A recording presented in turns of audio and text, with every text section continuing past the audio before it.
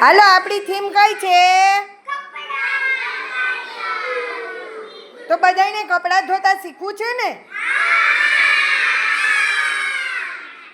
હાલો બધા કપડાને પાવડર વાળા પાણીમાં પલાળો. હવે એમાંથી કાઢી અને પાથરો. એમાં પાણી નાખો પાણી. પછી સાબુ ઘસો. હાલો સાબુ ઘસો.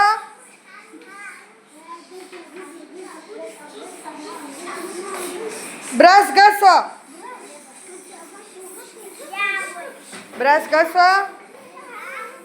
હા હવે આમ સાબુ તાળો. હાલો પાણીથી સાબુ કાઢો. હા પછી નીચોવો. હવે નીચોવો, ડોલમાં નીચોવો, તારવીને નીચવો.